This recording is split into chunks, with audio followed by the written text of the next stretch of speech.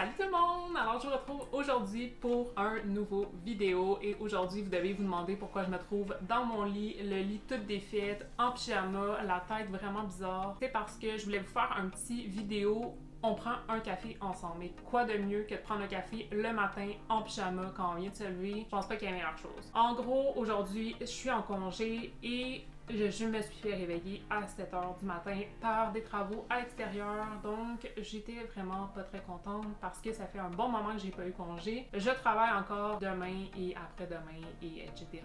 Et donc, c'était ma journée où est-ce que je pouvais prendre un petit peu de sommeil, bien que je me lève jamais bien tard. Et donc, ben, je me suis levée, je me suis dit, bon, ça va prendre du café aujourd'hui. Et donc, c'est pour ça que j'avais envie de vous faire cette petite vidéo-là. J'ai eu cette petite idée-là, j'avais prévu autre chose à mon planning vidéo, mais je me suis dit, ben, c'est une bonne idée, on va jaser ensemble lecture, on va prendre un café, ça va être smooth, ça va être parfait pour ce jeudi matin. Quoi de mieux que de prendre un petit café ensemble. Donc, allons-y!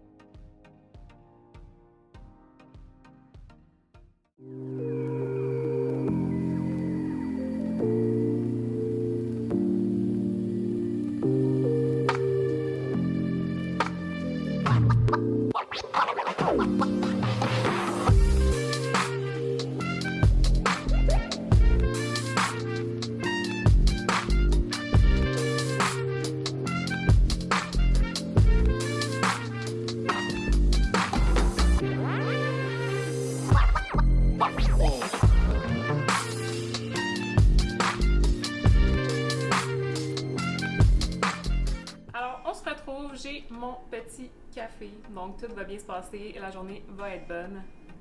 On s'en fait pas avec les travaux. Cet après-midi, j'ai prévu de sortir un peu dehors avec mon livre, ça va être génial.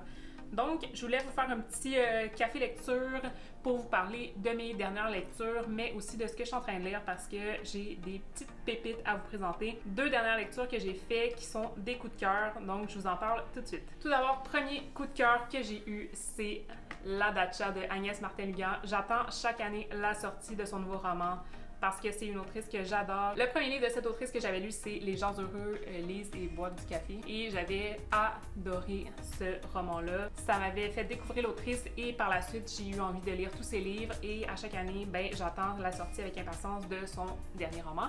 Cette année, c'est La Dacha que j'ai reçu de Michel Lafon. Je suis très contente. Merci à eux d'ailleurs de me l'avoir envoyé. Dès que je l'ai reçu, j'ai eu envie de le lire et j'ai vraiment pas été déçue. Avec la pandémie, on peut pas voyager et ce roman-là nous fait pleinement voyager. Donc, on se retrouve dans une petite auberge à la campagne. On va découvrir La Dacha, qui est cette petite auberge-là, qui est aux mains de 2 personnes plutôt âgées. Donc, ces 2 personnes âgées-là, 10 ans plus tôt, ils avaient récupéré, entre guillemets, une jeune fille qui passait d'une ville à l'autre en train de se chercher des petits travaux à faire pour gagner sa vie, une jeune fille qui partait à la recherche de sa mère biologique et qui s'était retrouvée dans un bar et elle avait demandé au propriétaire du bar « T'aurais pas une idée de qui pourrait m'engager? Je voudrais un petit travail et tout. » Et cet homme-là, le propriétaire de La Dacha, avait dit « Ah, mais si tu viens travailler pour moi, je vais te loger, te nourrir et ben on va voir, on va travailler ensemble. » Et finalement, 10 ans plus tard, elle est toujours là. On la retrouve alors que l'homme est décédé.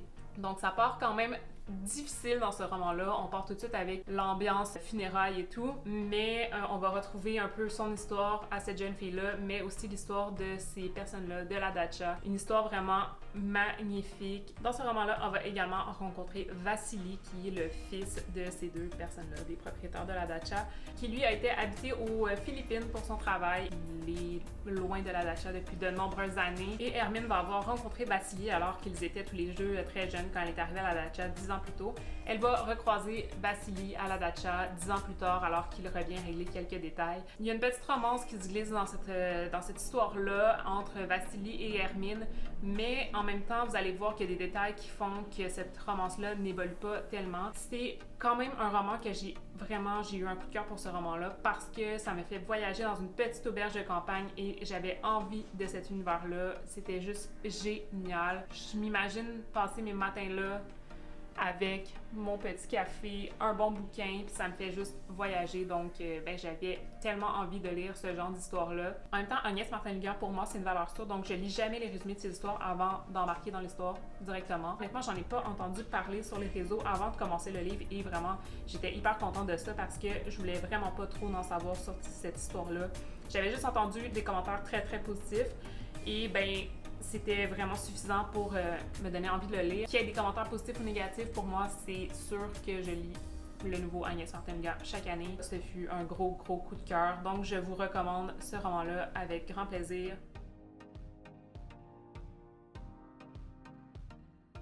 Ensuite, autour de ce petit café-là du matin, j'avais aussi envie de vous parler de Vers le soleil de Julien Sandrel. C'est un autre roman que j'ai lu dans la dernière semaine. Encore une fois, un coup de cœur. Donc, je l'ai lu directement après avoir lu La Dacha et vraiment, je croyais pas parce que moi, avoir des coups de cœur, pour moi, c'est pas hyper facile. Ça me prend plusieurs éléments qui font qu'un roman est un coup de cœur.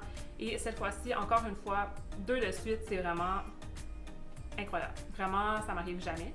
Et ben là, c'est arrivé, donc j'étais trop contente parce que ce roman-là, j'en attendais aussi beaucoup. J'avais entendu des avis très positifs, mais quelques avis aussi plutôt mitigés. Mais je voulais vraiment pas me faire une tête là, par rapport à ces commentaires-là. Julien Sandrel, qui est aussi un auteur que j'adore. J'avais découvert cet auteur-là avec La Chambre des merveilles, qui est une vraie perle. Je l'avais lu en une journée, ce roman-là, et vraiment, ce fut un coup de cœur vraiment incroyable. Ce fut pour moi aussi la découverte de l'auteur, puisque c'était son premier roman. Alors, comme ce fut le cas avec La Chambre des merveilles, j'ai lu ce roman-là en une seule journée, et vraiment, ce fut une vraie petite pépite. Dans cette histoire-là, on va découvrir le personnage de Tess. Tess, qui est une jeune femme qui a une petite fille assez particulière. Elle s'intéresse à plein de trucs. Et elle va rencontrer dans un café, si je me trompe pas, café ou bar, bref, elle va rencontrer Sacha. Sacha qui va tomber sous le charme de cette femme-là et qui va aller lui parler, qui va finir par lui donner son numéro de téléphone. Et quelques semaines plus tard, Tess va le rappeler. Mais elle va le rappeler pas pour une date, entre guillemets, elle va le rappeler parce qu'elle voudrait avoir un papa pour sa petite fille. Donc, Tess qui était tombée enceinte d'un homme qui la battait. Donc, cet homme-là n'est plus dans la vie de Tess et de sa petite fille. Sacha, qui lui a un peu vanté ses talents d'acteur, va l'intéresser à ce sujet-là. Dans le fond, elle va se dire, si c'est un bon acteur, il va pouvoir prendre ce rôle-là. Donc, suite à cette demande-là, on va retrouver Sacha et cette petite fille-là 3 ans plus tard. Et Sacha se fait appeler Tonton. Donc, c'est un peu... il fait à croire qu'il est l'oncle de cette petite fille-là. Et donc, depuis 3 ans, ils vivent ce genre de relation particulière-là. Et ils vont décider de partir tous les 3 en vacances. Toutefois, Sacha va partir avec la petite fille un petit peu à l'avance et Tess, qui avait un certain rendez-vous avec une de ses amies, va aller les rejoindre plus tard dans la même journée. Toutefois, il va se passer un accident, donc le pont de Gênes va tomber. C'est un événement qui s'est réellement produit d'ailleurs. Et l'auteur s'en est inspiré pour faire ce roman-là. Et le pont va tomber sur la maison de l'amie de Tess en question. Et Tess va rester prisonnière à la cave avec le petit garçon de cette femme-là. Et pendant des jours, Sacha ne saura pas ce qui s'est passé avec Tess. On ne sait pas elle est où, on sait qu'elle est disparue, mais on ne sait pas si elle est décédée dans l'effondrement du pont de Gênes. C'est assez addictif, on a envie de savoir si Tess s'en sort. Et d'un autre côté, il y a Sacha qui continue ses vacances parce qu'il ne veut pas trop dire à la petite fille qu'est-ce qui s'est passé. Il ne veut pas trop lui donner d'espoir ou de faux espoirs. Et donc, il va faire semblant que sa mère, à cette petite fille-là, va les retrouver plus tard. Et voilà, donc Sacha qui va continuer à faire ce voyage-là tout en étant extrêmement inquiet de son côté. Il ne veut pas le faire voir à la petite fille et tout. Mais vraiment, c'est un roman de un qui est vraiment touchant. C'est hyper bien écrit. C'est vraiment une très belle histoire. Et en même temps, ben, il y a le petit côté addictif du roman qui m'a fait le dévorer en une seule journée parce que c'était vraiment trop bien. On avait envie de savoir ce qui se passait avec la petite fille, avec Tess, mais aussi plein de petits éléments extérieurs à l'histoire qui va donner envie d'en connaître un peu plus sur ces petits événements-là. Donc, je vous en dis pas plus parce qu'il faut vraiment que vous découvriez ce livre-là, mais c'était juste trop génial. Donc, 2 coups de cœur dans la même semaine, j'y croyais plus, mais vraiment, il faut que vous découvriez ces livres-là, ces 2 romans assez contemporains, vraiment de très bonne lecture. C'était génial. Et si vous ne connaissez pas ces auteurs-là, vraiment, ça vaut trop le coup. Là, j'ai envie de vous parler de mes 2 lectures en cours. Une que je suis un peu moins sûre et l'autre que j'adore. En même temps, c'était une valeur sûre pour moi, donc je ne doutais pas de ça. Ma première lecture en cours, c'est The Push de Ashley Audrin. C'est un roman qu'on a entendu parler vraiment beaucoup. Je ne sais pas si vous l'avez vu passer depuis qu'il est sorti en VO. Moi, je l'ai en tout cas vu passer à de nombreuses reprises, comme quoi c'était un roman phénomène, qu'il fallait absolument lire ça. J'avais comme compris que c'était comme un petit peu un thriller, que c'était hyper addictif. Mais en le commençant, j'ai découvert que c'était plus ou moins un thriller. Je dirais quand même contemporain, mais je suis pas rendue très loin. Là, je suis... Je suis au chapitre 18, page 58. J'ai lu juste ça parce que c'est vraiment une histoire que je trouve malaisante. Je sais pas comment vous expliquer ça, mais en gros, moi, j'ai presque 30 ans, genre 30 ans cet été. Je n'ai pas d'enfants, j'ai 2 chats, mais ça n'a rien à voir là, avec des enfants. Et ce roman-là, je veux des enfants, ok? Faut que ça soit clair, mais ce roman-là me donne vraiment pas envie d'en avoir. Puis c'est le malaise que ça me crée parce que j'en veux là, des enfants, mais quand je lis ça, je suis comme, oh mon Dieu, c'est l'histoire d'une mère qui va avoir une fille. C'est pas un accident, en fait, elle voulait avoir un enfant avec son conjoint et elle va tomber enceinte. Elle est pas très bien en étant enceinte. Elle ne vit pas sa grossesse très bien. Elle a peur de son accouchement. La façon qu'elle décrit son accouchement, honnêtement, je suis comme, mon Dieu, je veux pas vivre ça. Mais, je veux dire, là, c'est vraiment des mots crus. Faut vraiment lire le livre, je pense, pour le comprendre. Et vraiment, là, ça ne me donnait pas envie. Et par la suite, c'est une mère qui va un peu ne pas se sentir bien avec son enfant. Elle va ressentir le fait que son enfant ne l'aime pas. C'est un bébé, là, on s'entend. Elle part là, sur quasiment une psychose, là, comme quoi son bébé aime davantage le père que elle, et elle va commencer à penser que sa fille est aux prises avec un démon, là, genre quelque chose dans le genre. Là. On part vraiment sur quelque chose de assez incroyable. Aussi étonnamment que ça peut paraître, j'ai lu les 18 chapitres assez rapidement, là, je veux dire, c'est quand même addictif, mais rendu à ce chapitre 18-là, là, je commençais vraiment à ressentir un profond malaise, puis je l'ai mis de côté, je me suis dit, ok, ça me prend une lecture en parallèle, parce que vraiment, là, on partait dans un truc... Si vous l'avez lu, là, dites-moi, vraiment, je suis vraiment intéressée de connaître votre avis là-dessus. Est-ce que vous avez ressenti ce malaise-là ou c'est juste moi? D'ailleurs, il est aussi sorti en français. Je vous mettrai la petite vignette du roman. Il est sorti en français, ça s'appelle Entre toutes les mers. C'est publié chez J.C. Lattès en français. Et bref, vous allez pouvoir le découvrir à votre tour. C'est peut-être un roman qui va vous intriguer. Moi, ça m'intriguait et ça m'intrigue toujours. J'ai envie de le continuer. Là, c'est pas, je l'ai pas mis en pause. Là, je le lis vraiment en parallèle de mon autre roman. Mais c'est profondément malaisant. Pour moi. Ensuite, je pense qu'en en discutant avec mon copain, on discutait de ce livre-là l'autre fois parce que il l'a pas lu, mais j'en parlais un peu puis je me disais, mon Dieu, que c'est malaisant. Puis mon copain me disait, peut-être que c'est un livre qui est plutôt destiné à des mamans, des femmes qui sont déjà mères, qui ont vécu l'accouchement et qui vont faire comme, ah ouais, tu sais, je le feel, là, ce qu'elle a vécu, je comprends ce qu'elle a vécu, mais en même temps, qui sont tellement contentes d'avoir eu des enfants et qui vont peut-être répéter l'expérience. Mais moi, pour une personne qui a pas jamais eu d'enfant, mais qui en veut et qui a pas connu ça, c'est vraiment un choc.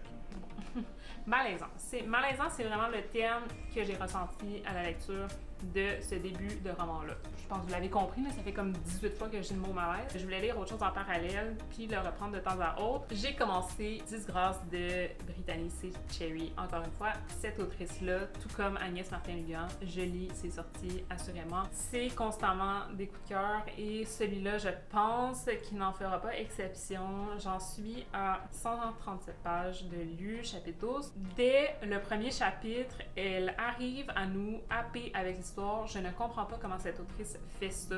Et c'est ça, on part dans une romance avec ce roman-là. Et vraiment, c'est une histoire que j'adore jusqu'à présent. Donc, on va rencontrer le personnage de Grace. Elle est en processus de divorce. Elle aime toujours son mari. Toutefois, lui, il a décidé de la quitter. Et on arrive dans l'histoire alors qu'ils sont en processus de divorce. Grace va finalement apprendre des choses par rapport à son mari qui va faire en sorte que finalement, elle aussi a bien envie de se divorcer. Et elle va se ressourcer un peu chez sa sœur qui habite encore dans la même ville que ses parents. Ses parents qui sont profondément catholiques, donc son père qui est pasteur de l'église centrale de la ville et sa mère qui, elle, ne refuse complètement le fait que sa fille va se divorcer parce que dans sa famille, il n'y en a pas de divorce, ça n'a jamais existé, tout le monde est catholique, ils vivent ensemble à la vie à la mort, quoi qu'il arrive, sa mère va comme essayer de la convaincre de rester avec son mari.